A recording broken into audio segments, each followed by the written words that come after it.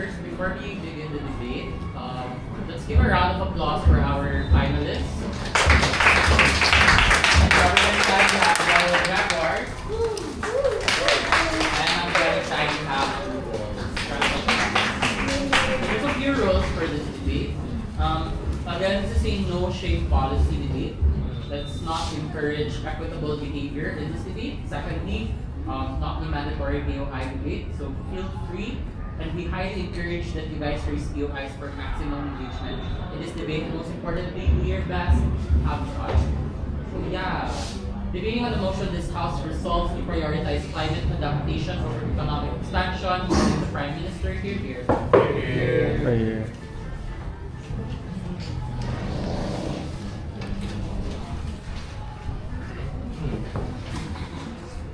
This House resolves to prioritize climate adaptation over economic expansion.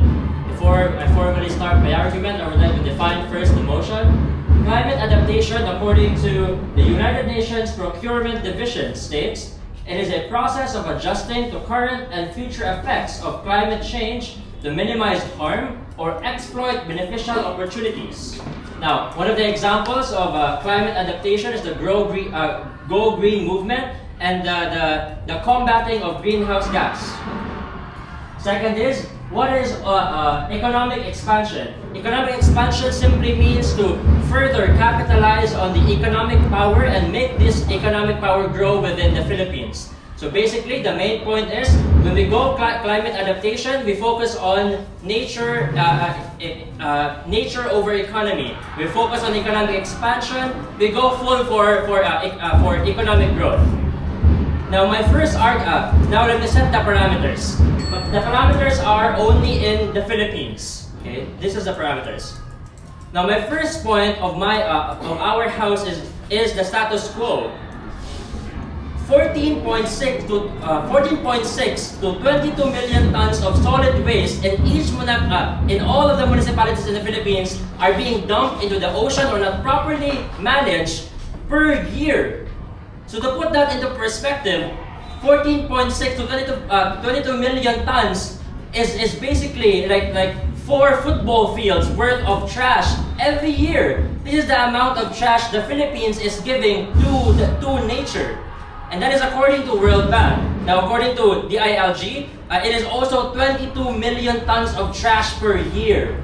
This astonishing and depressive amount of trash not only kills our nature, but also kills the Filipino people itself.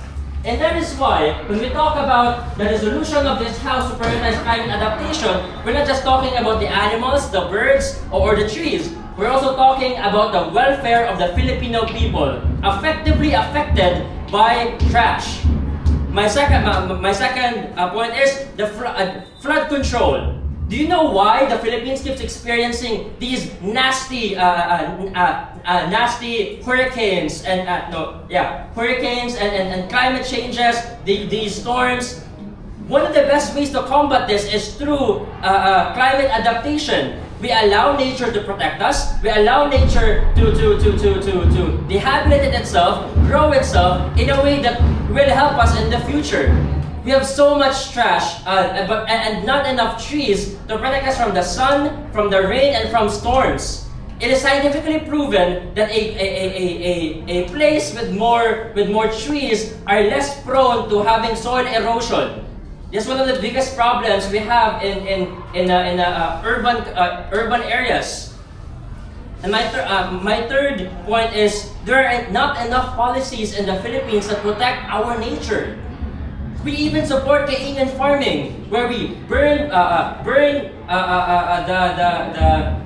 planted harvest in order to grow new ones. This is also affecting the system of the system of nature in the Philippines, making it hotter for us. There are even smogs in our country, in our major cities, Cebu, Baclaran, Tagaytay, Metro Manila. All of these places that are economically well have smogs. The pollution is so bad, it's not just affecting our animals, it's affecting us. It's killing us slowly. Now, What I want to reiterate, our opponents are probably going to say, well, when you're having economic expansion, you're also going to be capable for climate adaptation. That's wrong. Because according to UNDP, climate adaptation also includes exploiting beneficial opportunities. So what are these things? We can exploit economic growth through climate adaptation. An example, paper bags. We have so many paper bags in the country because we have moved towards it to eradicate plastic, reducing waste. And plastics, paper bags are a new form of commodities in the Philippines, making an economic growth. There are so many things in the country that allows economic growth along with climate adaptation. So I want you guys to remember this is probably one of if not the biggest arguments coming from our opponents. Okay. Now I just also want to add that most of us right now, because we're in a system where it's not very popular to talk about the nature, the state of nature in the Philippines. I want you all to know that there are over 32 species of fauna that has been eradicated in our country because of waste. 32 faunas, their entire species just gone because we're not placing our priorities straight. We must protect ourselves by protecting nature, and we protect nature by focusing on climate adaptation over economic expansion. And I want to reiterate, it does not mean that we will no longer focus on economic expansion. Climate adaptation will bring in economic expansion if done correctly. That is all. Thank you. Thank you for that communication. Right, sir. Moving on to the junior composition. We're here. We're here.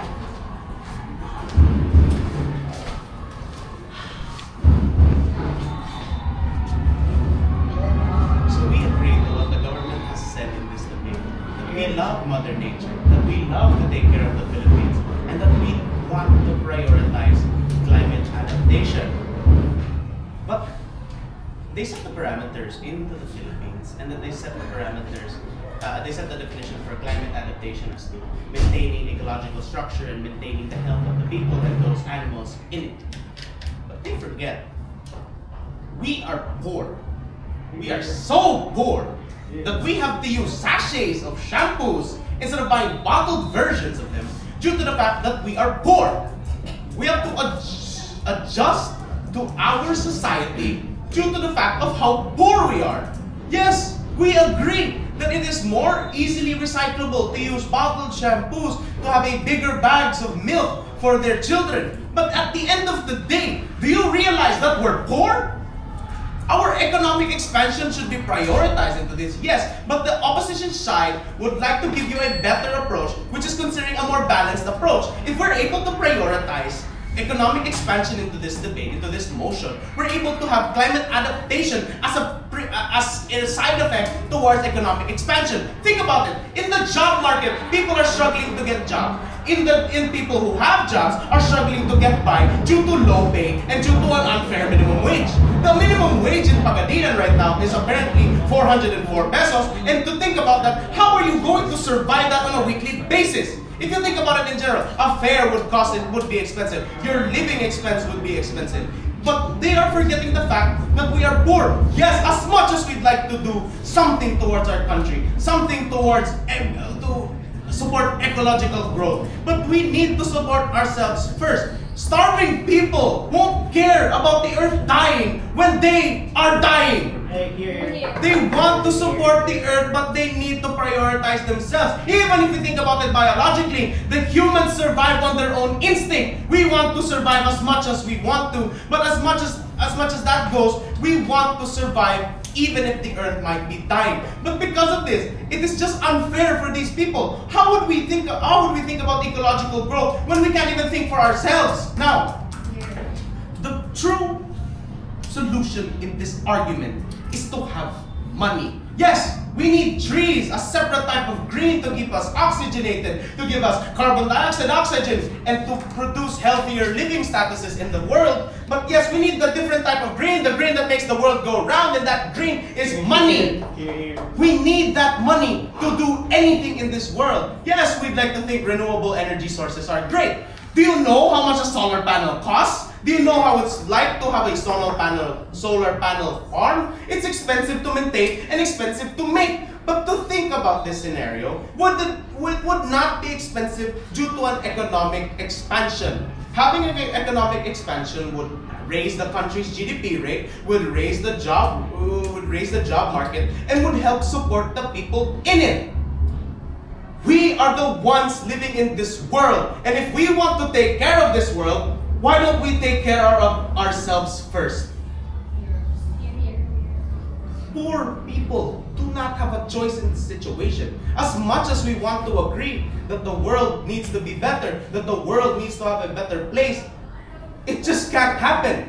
The Department of Tourism shows that they want to preserve Boracay's cleanliness, that they want to preserve ecological places. Even in our local areas, such as Palpalan, they want to have a toll gate of 5 pesos per entry just so that they can preserve the cleanliness of that area. But because of this, we are taking money from the poor. How is it going to be? Yes. Are you aware that climate adaptation can also cause economic expansion?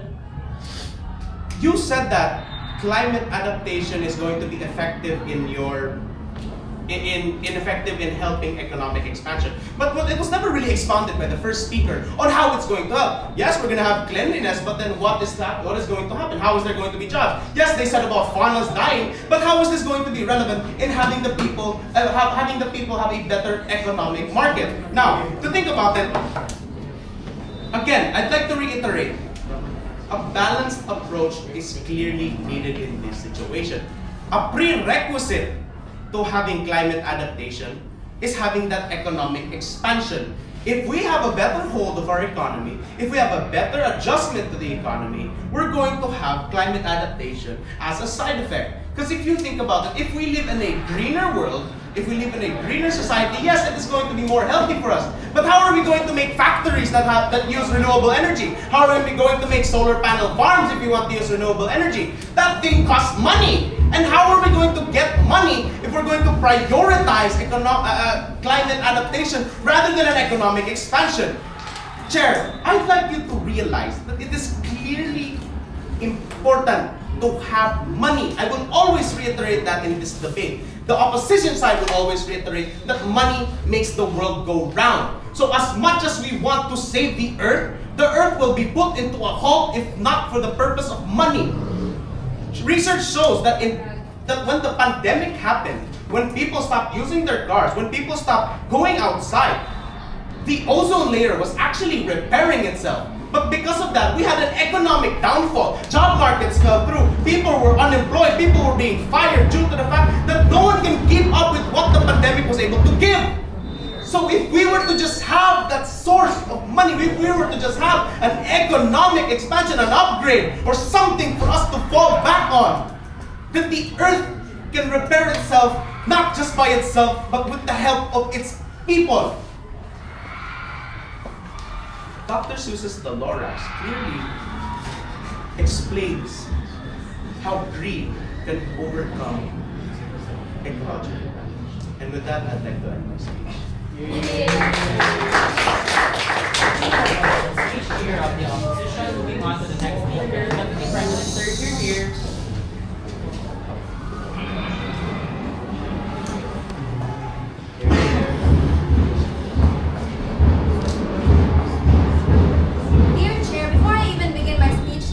A question. How can you expand on barren soil? Now the government seems to be they don't seem to understand exactly what us in the government side is trying to do. They seem to think that we would like to impose this priority of climate adaptation on the normal Filipino citizen. Clearly, that's not what we're trying to do. We're not telling that everyday person, that everyday mother in the market na, oh, you should not throw your trash everywhere. No, that's not what we're going to do. Instead, we are going to change the system. We are going to talk to the government officials. We're going to be focusing on those people with power who can actually do this.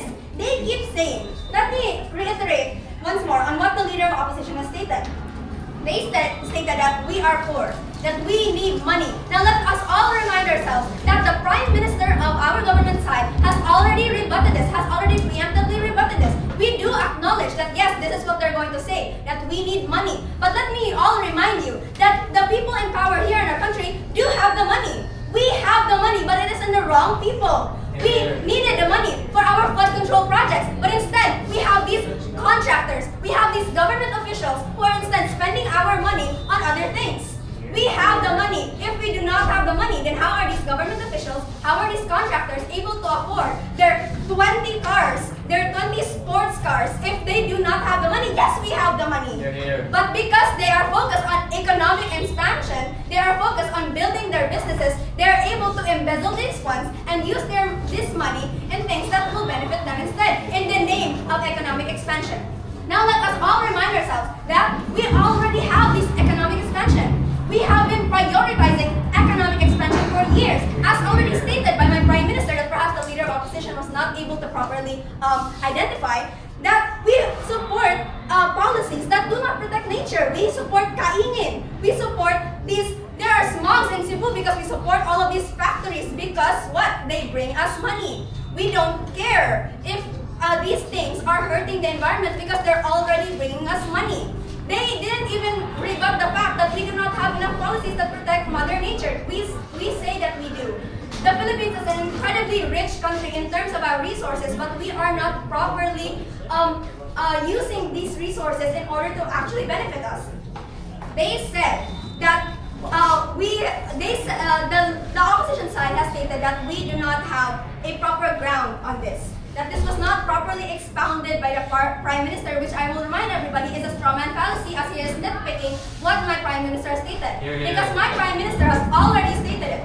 Now, as already stated, we have been prioritizing economic expansions and that we believe that climate adaptation will lead to economic expansion. Let me give you all an example. What is the cleanest country that you can think of? Japan. It is also one of the most successful countries. In Japan, we all know that they are extremely clean, that they are able to properly recycle their plastics, they are able to properly utilize their resources. They are one of the cleanest countries, they are one of the most ecologically healthy countries, and yet they're also economically successful. Why can't we do that? They are just as little as us. We have the exact same resources, perhaps more than they do. And yet, we are not able to do that. Because of what? Not because we are focusing on our nature, but because we have the wrong officials, but because we are prioritizing or focusing on the wrong things. We should not focus on money. Yes, we need the money, but instead, why not use, we've already been focusing on money for so long. And yet people seem to think that, oh, we need to focus on money more as if it's already working. It's not. So, let us bring to the fact that what exactly are you going to be using when you do this economic expansion? Are you not going to use the resources? When you build a business, are you not just going to be selling services? We also have materials. We need materials, we need the resources, we need our people. If your workers are unhealthy because of your environment, if your materials are low quality because of your environment, then you will not be able to economically expand because you will have no base. You'll have no stability. I don't care if you think that the profits are soaring for this year, because it will not be soaring when you run out of resources, when you run out of trees to cut. What will you be using? They are not thinking about the future. They just want to earn money now without thinking about how you're gonna get more money in the future. They are saying that we are poor, that we need to focus, we need to prioritize instead economic expansion so that we will get more money to do this climate adaptation. But let me remind you, are you benefiting? Dear Chair, are you benefiting from the economic expansion that is being going on right now? This is only benefiting corrupt officials. This is only benefiting millionaires. This is only benefiting those rich CEOs. They are not benefiting, the government is not benefiting from this. We are not benefiting from this. But with prioritizing climate adaptation, this is not only going to benefit government officials, this is not only going to benefit the millionaires, but it will benefit every single one of us. Our everyday Joes will be benefiting from this. Unlike focusing on economic expansion, which will only feed more into the greedy pockets of those officials who want to impose their power upon us. us. Instead, let's focus on these that will actually prioritize our everyday lives. Let me all remind you that they are saying we don't have proper grounds for this. They're saying we do not have the power to impose these policies. But we are the government. This is a democracy. If we not only just impose this on our daily lives, if we make this popular, we can force our government officials because they serve us. They are public servants, and then we have the power. So long as we all stand together and make sure that we make this popular, if we make climate adaptation the norm and the status quo, we can make a change, dear Chair. Now before I end this speech, I would just like to remind you all once more, how can you expand on barren soil? You can. You instead need to have the proper stability, the proper grounds, the proper base to even think about economic expansion. Because if not, you're only thinking about the day and not the future. With that, I end my speech. Moving on to the opposition. Here.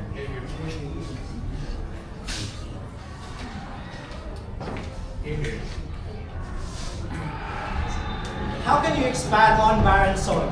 Well, you put cement, right? Doesn't that equate to economic expansion? Okay, so before I proceed to my points, let me address first the PM, right? Their whole stand is that it's controlled by the government. Their whole idea is that it supports the government, that climate adaptation is within the government, right? The PM said it himself, 22 million tons worth of trash. They didn't address to us to why. You know why, Chair? Because 22 million tons worth of trash is because due to poverty. Right? It doesn't connect to their definition of what climate adaptation is. Because their whole definition is a stand on prevention. Rather than saying that there is a flood, rather than saying that we should make flood control for the flood, which is climate adaptation, they are saying that we should prevent the flood by not throwing out more garbage. Which then defeats the purpose of adaptation, because in of itself is prevention. Now, to address also the point of the paper bags issue, paper bags aren't a sustainable resource because you're taking from the climate itself. Isn't that really counterintuitive to your whole stand? Here. Next. Next is basically the PM is helping our cause because their main argument is prevention rather than adaptation, which is what the opposition side is trying to say, that we should have economic expansion so that we can prevent climate change, and we have the capacity for climate adaptation projects. So to address DPM, she said a lot of things. First of all, they are saying that we are not enforcing that on a normal Filipino mother. Is it the normal Filipino mother who are the people who are the proponents that are really affected by climate adaptation, by the poverty that is given within climate, that is the poverty that is given by not having proper climate adaptation? There are barangays and cities that are sitting on 22 million tons of trash because the people of themselves are affected because the government is corrupt, which leads to a point that they address on corruption. Now, corruption doesn't necessarily equate to economic expansion, because economic expansion isn't an idea, it's rigid. It means what it means. When you say economic expansion and corruption, they do not go in the same sentence, because corruption falls within the category of misusing of funds and other things, or like the issue within the flood control projects. But since economic expansion itself is its own idea, then that means economic expansion means innovation and it means improvement. So it doesn't really necessarily stand with their whole point of corruption. Then they are basically fighting. If they want to fight for the corruption, they are basically implying that we should have a better government, which doesn't equate to the motion. The opposition side fully understands where they are coming from, but they do not understand the motion, Mr. Chair. Now, to address a fallacy given by the DPM, she made a false analogy, right? With the Japan analogy that Japan is a developed country and that they have better climate sustainability. She didn't tell you what came first. Did climate sustainability come first before Japan became rich? No, Mr. Chair. Japan was already rich, therefore they had the power to enforce climate sustainability. Now, next, to proceed to my points. So first of all, it creates a false dichotomy because economic expansion can be sustainable and adaptive, right? They see that they see economic expansion as this very constricting idea that it doesn't correlate to to climate adaptation. They are basically giving you a false trade-off that we should focus first on climate and then the people. What do we do when we plant more trees? But since a lot of people are poor, they are more inclined to throw their waste on those said trees that we have planted. So isn't that really a cycle? Isn't that really a cycle that you do not have an answer to? Next, prioritizing adaptation alone neglects climate ecological policies. They said it themselves. We don't have policies enough that enforce on climate adaptation. Isn't a political stance related to economic expansion? Because having climate ecological policies means you need to require capital, you require the technology, and you require the human ingenuity, which can only come from economic sustainability, which can only come from economic expansion. We are not arguing that economic expansion should be the main cause of this argument, should be the main focus of this argument, right, Mr. Chair? We are arguing for a balance. We are arguing for that so that we can have the power for climate adaptation. We need to focus first on the economy and on the status quo on the Philippines. We need to focus first more on money. So since my LO has already explained what money is, explain the importance of money in the status quo, my job is to explain the good factors and of balancing or prioritizing economic expansion through climate adaptation. Now, let me remind you again, Mr. Chair, that by not causing the flood, that isn't climate adaptation, that's climate prevention. To have climate adaptation, you need to have floodgates, flood controls, to properly stop said flood. Corruption doesn't exist within economic expansion because economic expansion is an idea of improvement. You can't say that there is bad in good because it is inherently good. It doesn't make the whole claim. It doesn't make their whole thing make sense because they're fighting for a point that they do not understand. To address corruption first, since that is their whole ordeal. Corruption only exists with corrupt governments. Corruption cannot exist in an economically innovative country because economic expansion requires for non-corrupt officials. And thus I end my speech.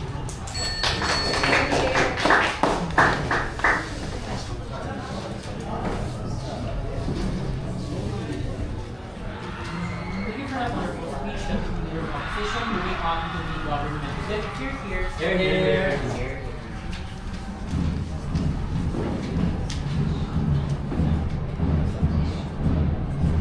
Good day, jury. First, I would like to emphasize that the opposition clearly did not get our motion. They are fighting for balance, and it says here prioritize. Why do you fight for balancing when the motion clearly says prioritize one over the other? Now, before I start my speech, I would like to read the meaning of climate adaptation, just to make it clear, make it more defined. Okay? Because the opposition clearly did not get the meaning of climate adaptation. Process of adjusting to the current and future effects of climate to minimize harm to exploit beneficial opportunities. Now, our prime already stated that climate adaptation has beneficial opportunities as well as a means of economic growth with green means. You see, welfare of the Filipino people is a great part, and that includes how they live, how they will be affected, and by the means of climate adaptation, you could achieve such. You could go with it. It could be a seedling to economic growth. That's what we're doing right here, okay? Now, the prime of the opposition stated that it revolves around money. I think we're forgetting where money comes from.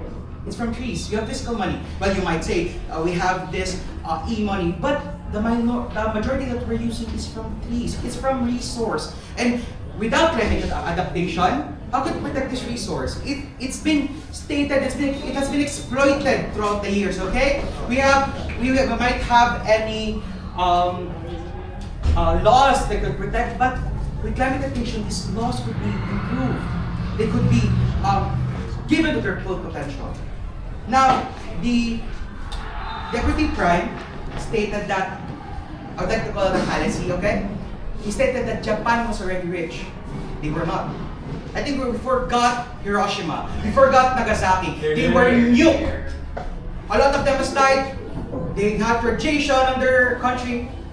They expanded because they used what they have. They adapted to the climate they had. Well, Japan has Fiji. That's a natural thing. Now, with their arguments being on poverty, I think we're forgetting that one of the main reasons of poverty is the city expanding too fast, people can't cope up. The reasons why people are leaving trash dumps because economic zones or major zones in economy are there. They were cast out. They could not afford because of economic growth. It's really hard for people to get what they have, to get the thing that there's already there, and then there's economic growth. I think in our side, longevity is what we want. It's a longer solution. Economic growth will always be there. It could come with climate adaptation, but climate adaptation brings more. It brings better solutions. It brings money. Well, it's not the perfect world. We say, well, my teammates stated that system change should be in there. Government should be coincide or coerce with everyone that could make climate adaptation better. Then, with economic expansion, we've been doing it for years. Can you see what its effects? I would like to, with the point of the not enough policies of my team, are you aware of the mud copper incident in Baguio? In Baguio, where 382 locals have been killed due to mining. That is a great example of how economic growth, well, it could bring money, it could bring riches, it could bring GDP, but it could affect the people. It does not mean that you have money, you have growth, that your country will go up or it will be in a successful rate. Because we are forgetting, Chair, that the main reason why we are here is because of what we already have. Climate adaptation, we are protecting that. We are using that, we are utilizing that. We feel it, in the words of the Deputy Prime, but in a different stance, we are already rich. We have the resource, Chair. We have it, we have natural resources, we have natural deposits. Now what we have to do is to adapt in order to get these things. Now, in the words of the Prime of the Opposition, in Dr. Seuss's Lorax, in context, if you are well aware, in Dr. Seuss's Lorax, they have cut down all the trees, greed was there. Where does people live in that movie? They live in towns made of metal wherein oxygen is not free to pay for it. Would you like to live in that world? Chair? And with that, I rest my case.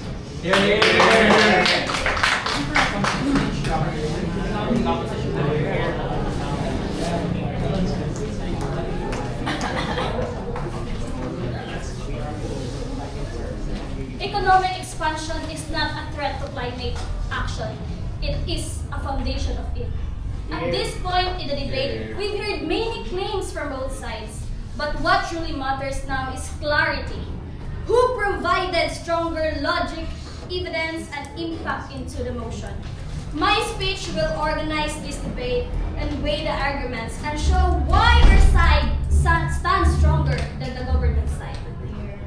First of all, the Prime Minister stated status quo that 14.6 million to 22 millions of plastics are dumped into the sites every year.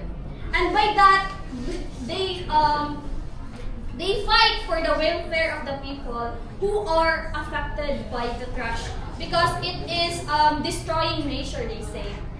However, our leader of opposition acknowledged that we love nature, but we are poor. We can buy some bulky shampoos, but only sachet because that is due to the poverty.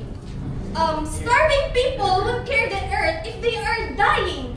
We need to have money. We need to survive first in order for us to fund that climate adaptation projects because money and economic expansion provides the tools in order for us to have that climate adaptation. Second point of them is that flood control by climate changes, allowing nature to protect us such as soil erosion and pollution. However, we need money because solar panels are costly and all that tools are costly. How would we even fund that climate adaptation if we first are dying, if we first are not being funded strongly by our creation, by our job creation and our GDP? We would by expanding economic expansion, we would raise the GDP of our country, and by that we would create jobs, and we would also improve the job market.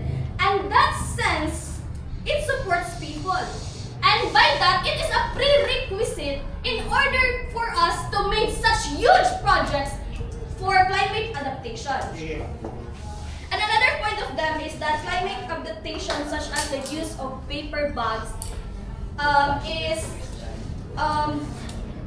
helping our economy to have a lesser budget for that instead of plastic.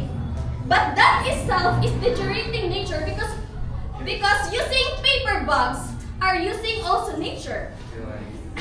And another point of that, in terms of nature, during the pandemic, we can always say that when cars are not running down, we made the nature have less about the ozone layer because cars are being locked down and people are not going out because of the pandemic. However, we need to use the lens of economic that poverty in the pandemic are making people unemployed, and by that sense, the country is leading to destruction. The country's economy is slowing down, and by that sense, even if you are dying, do you only see what it means to have the nature? If you are dying, if you are starving. And another point, the Deputy Prime Minister has said that we already had economic expansion, but with flood controls, corruption exists. However, our Deputy Leader of Opposition stated that corruption and economic expansion doesn't go hand in hand because corruption only exists if the government officials are misusing the flood control funds, and by that we doesn't have to correlate it at once that if we have economic expansion, it already equates to corruption because we need a strong government, and it doesn't necessarily mean that we need to stop or let's prioritize economic expansion just because we have corruption. And another statement they have stated is that Japan is successful just because and that shows that Japan is already clean. And our Deputy Leader of Opposition stated that even before Japan has been a clean country, they are already rich. And another point of this debate is that the government, as we see it, they have failed to give us practicality as to how this climate adaptation really provides economic expansion, because we have stated that we need to prioritize first climate adaptation following to economic expansion. But the question is how to achieve it. How they have mentioned tourism, how they have mentioned other alternatives on how we are going to use this climate adaptation in order for us to gain this economic expansion. They have clearly not. And by that,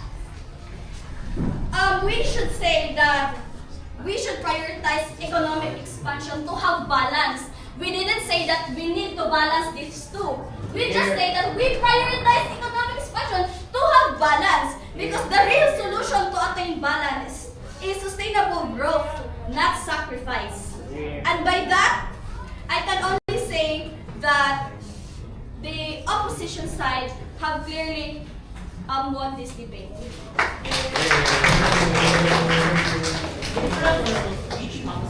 Moving on to the last speaker of the conference, we now call on Dr. Slide. You're here.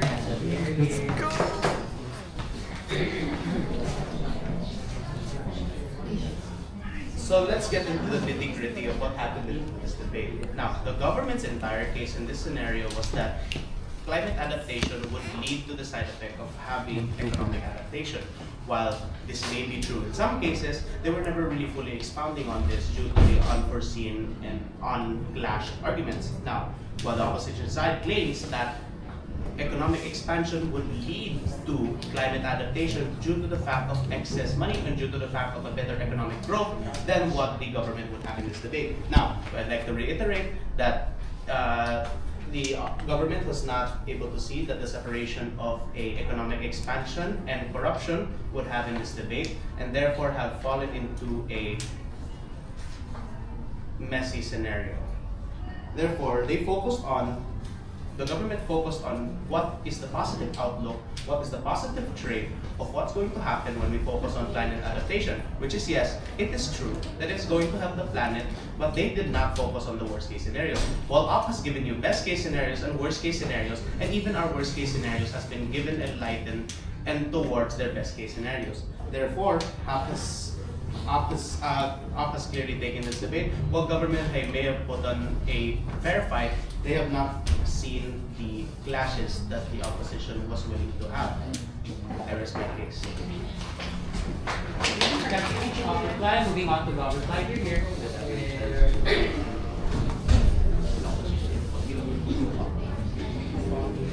Now, before I would go on, I would like to first talk about all of the things regarding the opposition side. First off, I would like to point out all of the strawman fallacies that the opposition side seems to engage in. They constantly would refer to points made by the government side, but instead of actually talking about the entirety of the points, they would like to nitpick, such as when they, I believe the deputy leader of opposition mentioned that the Deputy Prime Minister said that we would not impose it on normal Filipino mothers. I would like to remind everybody that the Deputy Prime Minister stated that we would not just impose it on Filipino mothers. So what did they do? They instead focus on specific parts in order to make everybody go to their side, which is incredibly one-sided. Now, they also seem to make multiple misinterpretations regarding what the points of the government side were as a whole. They believe that the government side were focused on the corruption and how corruption is not connected to economic expansion. Let me all remind you that the Deputy Prime Minister has also mentioned multiple times about how corruption is related to economic expansion, such as how corruption within, it's not just a government thing as was explained to them, corruption within companies, corruptions within government officials are able to affect economic expansions, which I suppose the opposition side was not able to properly understand. The whip also stated that the government side failed to provide any proper policies or any proper mechanisms for the debate. I think we should all be reminded that this isn't a policy debate. It says this House resolves, not this House would. It is not a policy debate. It is not required for the government side to create a proper mechanism or a proper policy, but instead to provide reasons as to why this is what they are resolved to do or our solution. So let us point to what the government side was able to bring to this debate. The Prime Minister was able to set up proper parameters, was able to give you a proper background, a proper clear view of what the status quo is regarding the Kaingin projects.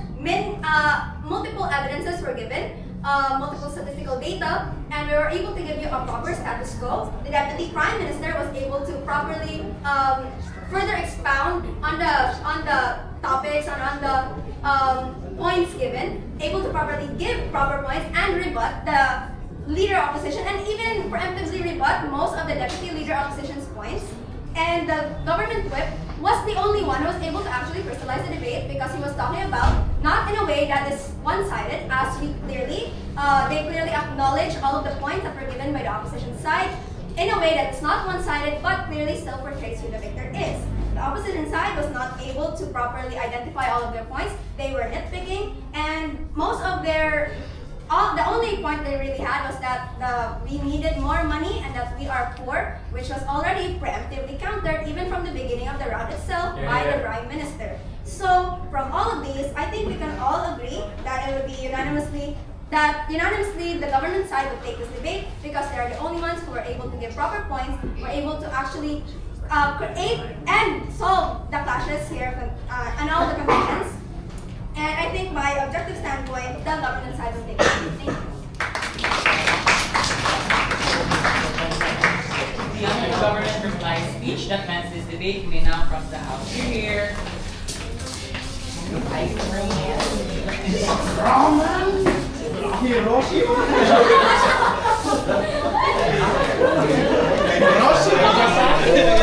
Drum roll, everyone. Announcing the verdict in a 2-1 split. Balik po. In a 2-1 split, the winner for Padulat Debate Tournament 2025 goes to side Government Yellow. Congratulations and congratulations. We now cross the House. Freestyle na rin. Paper bag 1.